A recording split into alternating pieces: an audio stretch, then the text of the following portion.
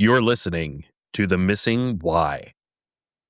People will tell you what they did. Some will even tell you how they did it. But the why is almost always edited or buried because the real reasons are rarely clean. They're shaped by fear, by ambition, by ego, by pressure that never makes it into the story. Every decision leaves a trace. Every action exposes a pattern. And most people spend their lives hoping no one looks closely enough to connect them. This is where we do. We study the fracture points, the contradictions, the quiet motives operating behind composed language and controlled appearances. Because beneath every polished narrative, there is something else. And once you see it, you don't unsee it. Houston does not whisper. Houston expands. It spreads across heat, bayous, refineries, freeways, shipyards, neighborhoods, oil money, working hands, and long roads that seem to keep going even when the city should have already ended.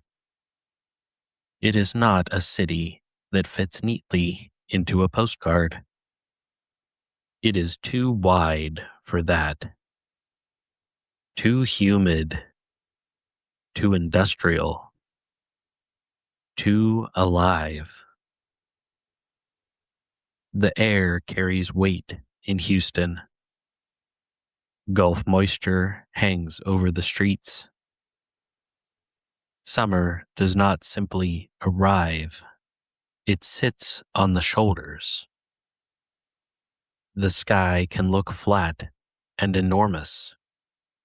The kind of sky that makes everything beneath it seem smaller and more exposed.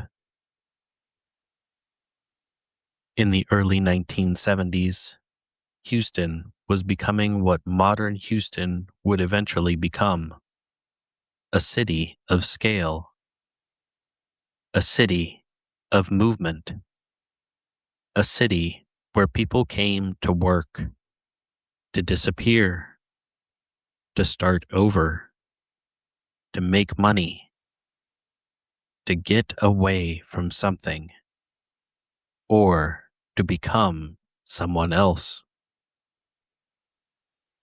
Ships moved through the channel.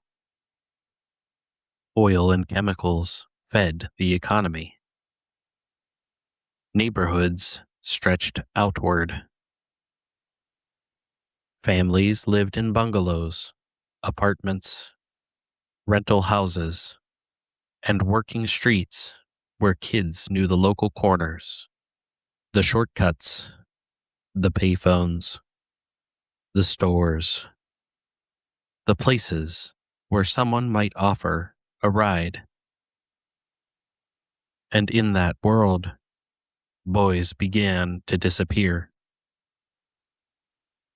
Not from some haunted castle, not from a remote wilderness, not from a place that announced danger. They disappeared from ordinary Texas life, from Houston streets, from Pasadena, from the heights, from the edges of adolescence, from a world where a teenage boy could walk out of the house and be treated as if he had simply run off. That assumption became deadly, because the predator did not need the darkness to hide him. The city did that.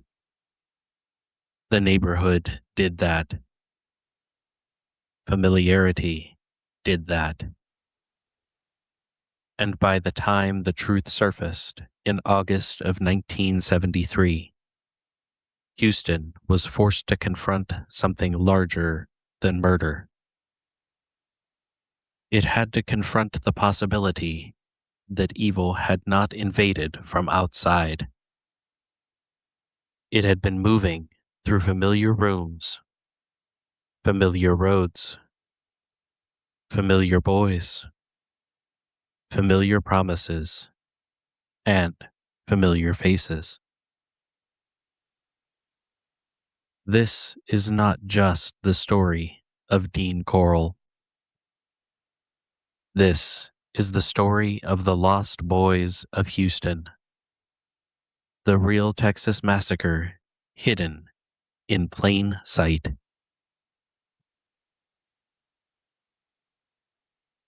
To understand this case, you have to understand where it happened. Texas is not just a location here. Texas is part of the psychology. The size matters. The distances matter. The heat matters. The roads matter. The water matters. The fact that Houston can feel like a city and a frontier at the same time matters. This was not the romantic Texas of postcards and cowboy mythology. This was industrial Southeast Texas, Gulf Coast Texas, refinery Texas, working class Texas. The kind of Texas where the sound of labor is part of the landscape. Houston sits close enough to the coast to feel the Gulf in its air, but far enough inland to become something else entirely. It is bayou country, oil country, shipping country, working country. The Houston Ship Channel made this. The Houston Ship Channel helped make the city industrially powerful. By the 1970s, thousands of ships moved through that channel every year, connecting Houston to the world, while neighborhoods nearby carried the human cost of that growth. That contrast matters, because Houston was becoming bigger, richer, louder, and more important. But not everyone inside the city was being seen. The Heights, one of the key emotional centers of this case, had once been built as something aspirational. Houston Heights began as a planned community northwest of downtown, laid out with streets, homes, schools, churches, and the idea of higher ground away from the mosquito-heavy lowlands of the city. But by 1970, the perception of the Heights had changed. It was no longer simply a proud, planned community. It was seen by many as a place in decline, a place where poverty, aging houses, commercial encroachment, and social instability had begun to reshape the neighborhood. That is important, because predators study environments. Not always consciously, but instinctively. They learn where attention is weak. They learn which families are already under pressure. They learn which kids move around without supervision, because everyone is working, struggling, distracted, tired, or assuming the world is still safer than it is. The Heights was not a bad place because poor people lived there. That is not the point. The point is that when a community is under strain, its alarm system can become damaged. People notice things, but they do not always report them. Parents worry, but they may not be believed. Teenagers disappear, but the system may call them runaways. And in a city as large as Houston, a missing boy can become one more story swallowed by heat, traffic, and assumption. This is where Dean Corll operated. Not outside society, inside it. He was not a stranger in a black cape. He was a known man, a local man, a man connected to a candy business, a man whose nickname, the Candy Man, sounds almost childish until the horror beneath it becomes clear. That is part of what makes the case so psychologically disturbing. The danger was wrapped in the language of neighborhood familiarity. Candy, brides, parties, work, friendship, money. A place to hang out. A man people had seen before. A man some young people thought they knew. And that is where the trap begins.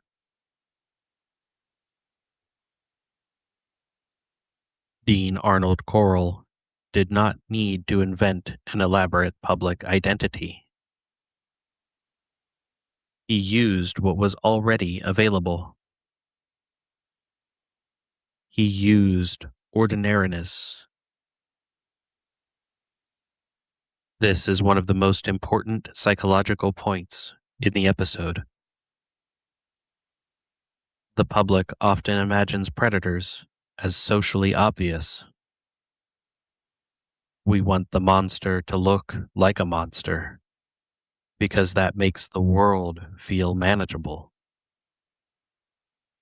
If danger has a clear face, then survival becomes a matter of recognition.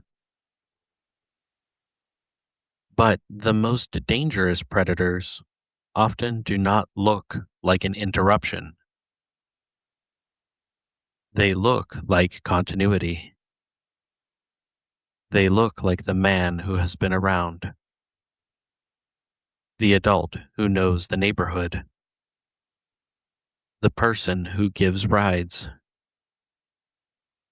the older figure who can provide money, alcohol, attention, freedom, or a place away from parental oversight. That was the environment Corll exploited.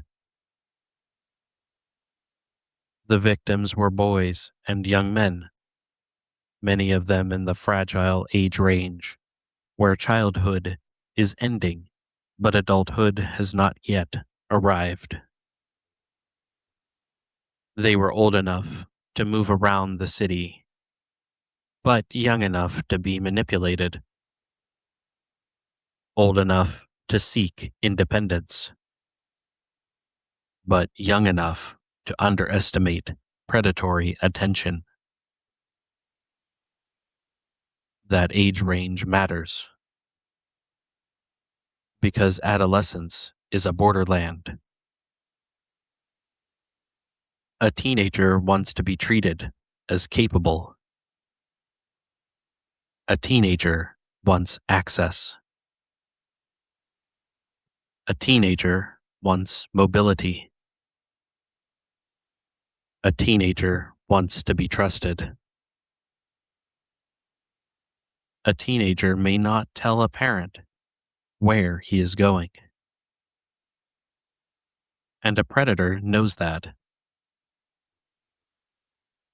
Corll's system was not built only on violence. It was built on access. Access to boys who already knew each other. Access to social circles. Access through accomplices. Access through informal trust. Access through the idea that nothing serious would happen because the danger came through someone familiar. That is what makes this case different from a simple abduction story. Many of these boys were not taken by a stranger leaping from the shadows.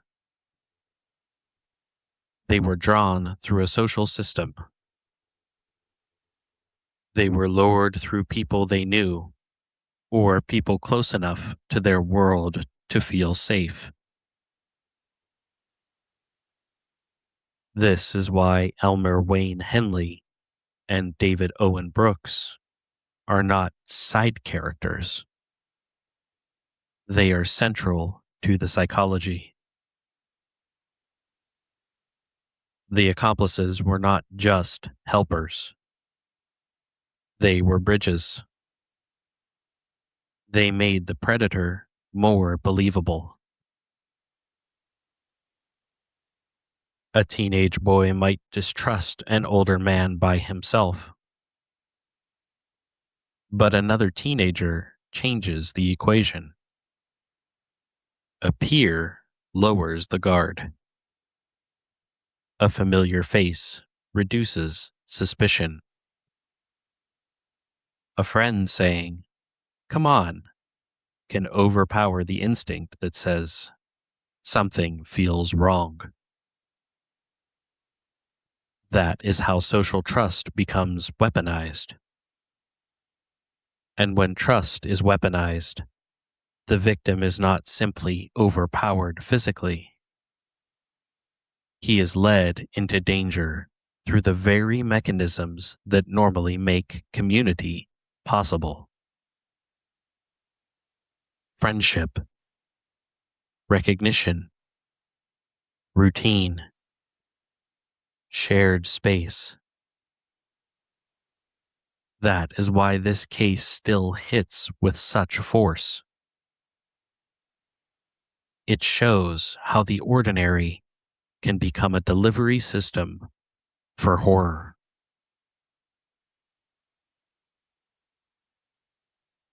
They were called the Lost Boys.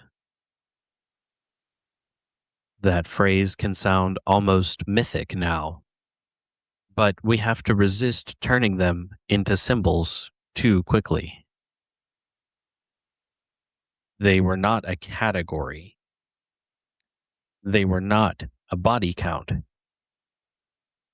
They were children, teenagers, young men. They had names. They had homes.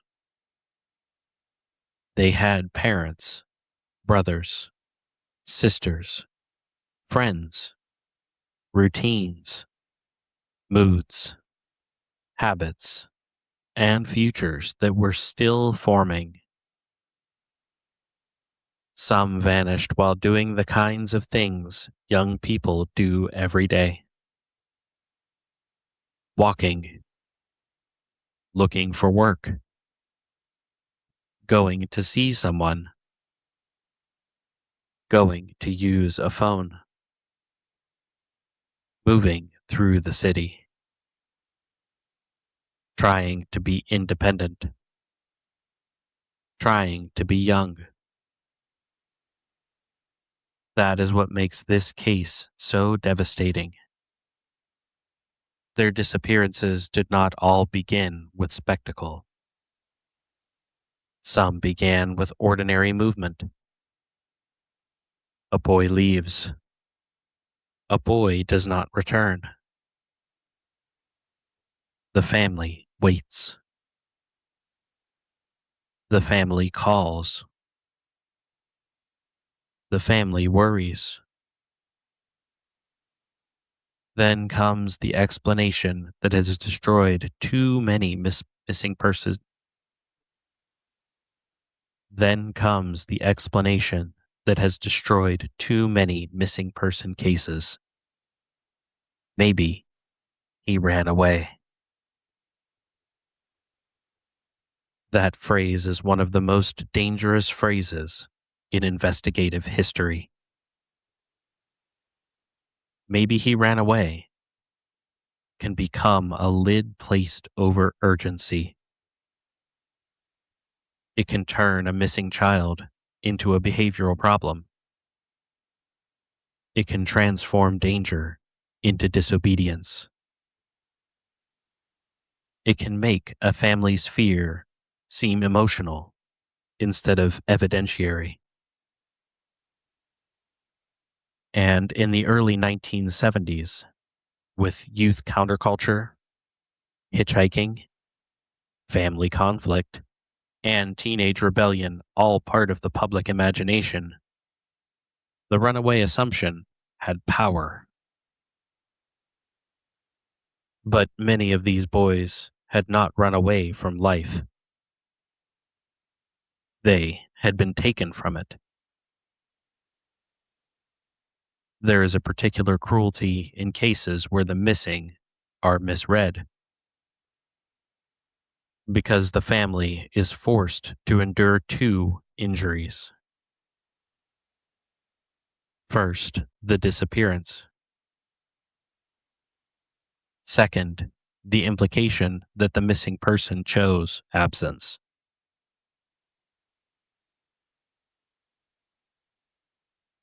That is a psychological wound. It tells the family, your fear may not be valid. It tells the victim after the fact, your danger was not recognized. And it tells the predator, indirectly, there is room to keep going. This is where the scale of the Houston mass murders becomes more than a number. At least 28 young men were killed. The true number may never be known. That uncertainty is not just a footnote. It is part of the tragedy. Because when the full number is unknown, the case remains open in the moral sense, even if the criminal proceedings reached conclusions. There may be another name, another family, another disappearance folded into the wrong explanation, another boy whose absence was misunderstood, another silence under Texas soil.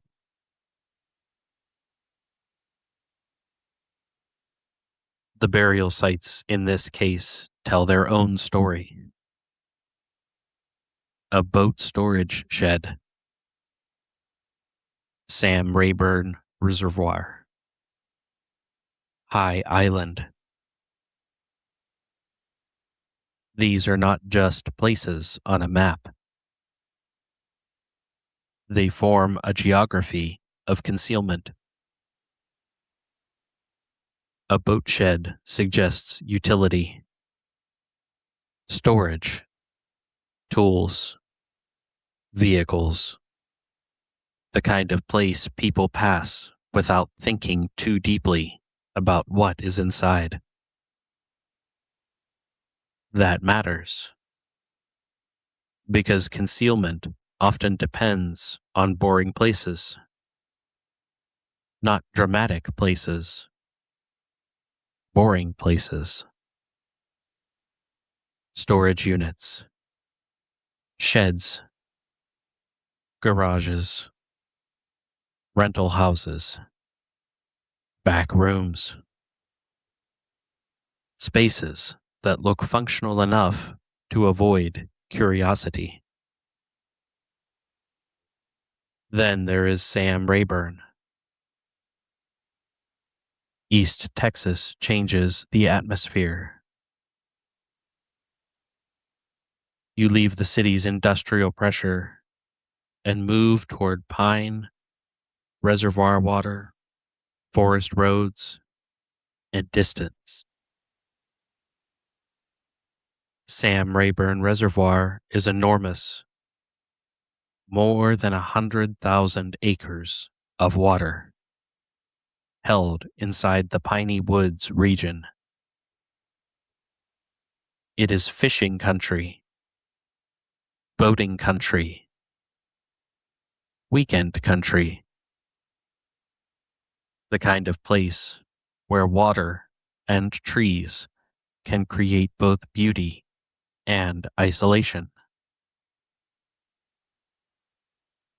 In Texas, distance can feel endless. A body can be moved from city to woods, from neighborhood to water, from human noise to natural silence. That movement matters symbolically. It shows how the crime expanded beyond one house. The case was not contained in a single room. It stretched across the region, across urban Houston, across Pasadena, across storage space, across forest and reservoir, across Gulf Coast sand. And then there is High Island. High Island sounds almost poetic until you understand its place in this story. It sits on Bolivar Peninsula near the Gulf, raised by a salt dome above the low coastal land. The landscape itself carries contradiction. It is beach and marsh, Gulf air and storm memory. A place where people fish, drive, watch birds, look toward the water, and feel the horizon open wide. In another story, High Island could be a place of escape. In this story, it became part of the hiding. That is one of the darkest things about Texas geography in this case. The same scale that made Texas feel majestic also made concealment possible. The city was big enough. The roads were long enough. The coast was open enough. The woods were quiet enough. The storage shed was ordinary enough. And the boys were socially unseen enough. That is the architecture of hidden predation. Not one place. A system of places.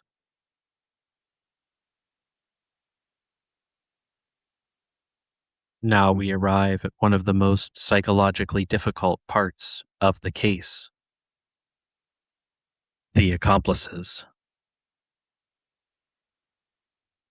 Elmer Wayne Henley and David Owen Brooks force the episode into deeper territory.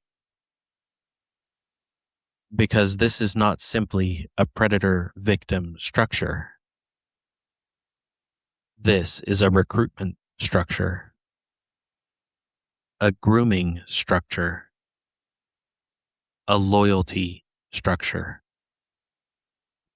a moral collapse structure. The question is not only, what kind of man was Dean Corll? The question is also, how does someone else get pulled into the machinery? That question matters because it makes the case more frightening. A lone predator is horrifying, but a predator with social reach is worse. A predator who can use others becomes harder to detect because the danger no longer comes from one face. It comes through a network. Henley and Brooks knew some of the victims. That is crucial. Their involvement changed the social meaning of the invitation. A boy being approached by a stranger might feel alarm. A boy being approached by someone his own age, someone in his social orbit, someone who seems to know the situation, may not feel the same alarm. This is how predatory systems borrow legitimacy from peer relationships. The accomplice becomes camouflage. And once someone participates, even at the edge, the psychological trap tightens. There is fear. There is guilt. There is money. There is dependence. There is the belief that returning to innocence is no longer possible. There is the terror of exposure. There is the predator's power to say, "You are part of this now." That sentence is one of the most powerful psychological chains in criminal systems. You are part of this now. It is how people are kept inside corruption. It is how silence becomes self-protection. It is how someone who could have spoken begins to calculate survival instead. This does not excuse anything. It explains the machinery. And the missing why is not here to flatten the machinery. We are here to examine it. Henley eventually shot Corll in August of 1973. That act brought the case into the open. But what followed was not clean heroism. It was revelation. It was confession. It was the collapse of a system that had already taken too many lives. That is why Henley cannot be understood as simply the person who stopped Corll. He was also part of what allowed Corll to continue. That contradiction is uncomfortable. But the truth of this case lives inside uncomfortable contradictions. Victim and participant. Fear and agency, manipulation and choice, youth and culpability, coercion and violence.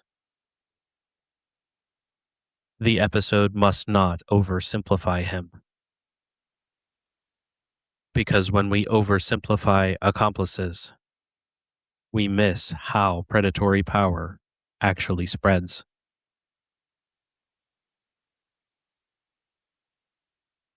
August 1973.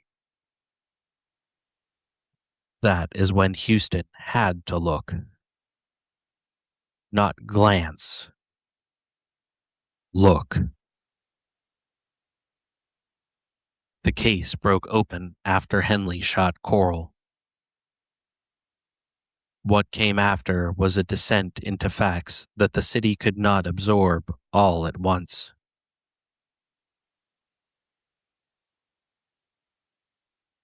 Police were led to burial sites. Bodies were recovered. Families waited. Names were confirmed. The number grew. And grew. And grew. This is where the emotional scale of this case becomes almost unbearable. Because each recovery was not merely evidence. It was a life returning in the worst possible form. For investigators, it was a crime scene. For the city, it was a scandal. For newspapers, it was a headline. For families, it was the end of one nightmare and the beginning of another. Before discovery, the nightmare had been uncertainty. After discovery, the nightmare became knowledge. That transition is brutal. Uncertainty tortures the mind because it refuses closure. Knowledge wounds the soul because it confirms the thing fear had been circling. For the families of the lost boys, the truth did not restore what was taken. It only changed the shape of grief. Houston, meanwhile, had to process the fact that this had happened across years. Not one night. Not one impulsive act. Years. That duration is the indictment. A single crime can shock a community. A pattern asks a deeper question. How did this continue? How many signs were missed? How many families were doubted? How many boys were classified incorrectly? How many people saw fragments of the truth, but did not have enough power, language, or institutional support to assemble them? That is the moral center of this episode. Because hidden predation does not survive on secrecy alone. It survives on fragmented awareness. One person notices one thing. Another person notices another thing. A parent feels fear. A neighbor feels suspicion. A teenager hears a rumor. Police receive a report. but the fragments do not become a system fast enough. The predator benefits from the gaps between people. That is what happened here. The horror was not only behind closed doors. The horror was in the failure to connect.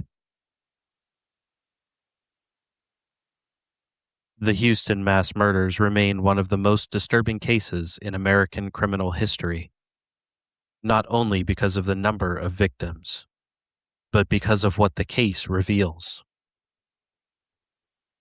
It reveals that boys can be vulnerable in ways society refuses to see. Male victimology is often misunderstood. People assume boys are safer. People assume boys are tougher. People assume boys are less likely to be targeted. People assume boys who vanish must have chosen movement, rebellion, adventure, trouble, or escape. Those assumptions can be deadly. The Lost Boys of Houston force us to confront the vulnerability of young males without turning that vulnerability into weakness. They were not weak. They were young. There is a difference. They were in the age of testing independence, trusting peers, seeking freedom, wanting to belong, and believing they could read danger accurately. Many adults do not read danger accurately. Teenagers should not be expected to do it alone. This case also matters because it shows how grooming is not always intimate in the way people imagine. Sometimes grooming is social, environmental, group-based, a place to hang out, a person who always has access, a man who provides what young people want: money, rides, alcohol, attention, permission, escape. A predator does not always begin with force. Sometimes he begins with hospitality. That is what makes familiarity so dangerous when it is corrupted. The door opens because the room seems known. The ride is accepted because the driver seems known. The invitation is trusted because the person offering it seems connected to someone known. And once the victim is inside the system, the truth arrives too late. This is not paranoia. It is pattern recognition. And that is why this episode matters now. Because communities still miss patterns. Institutions still misclassify the missing. Families still have to fight to be believed. Young men and boys are still often denied the language of vulnerability. And predators still understand that the best hiding place is not always darkness. Sometimes the best hiding place is normalcy.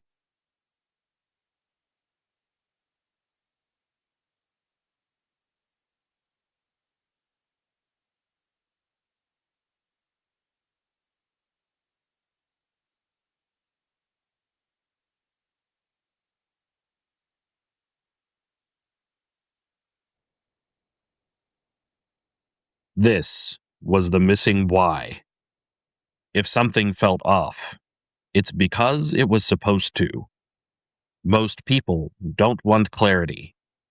They want coherence. Something that sounds right, even if it isn't. But the truth doesn't behave that way.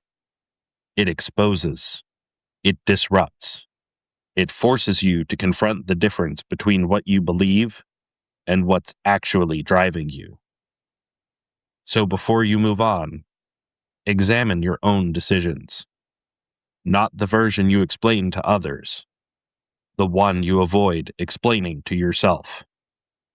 Because that's where everything starts.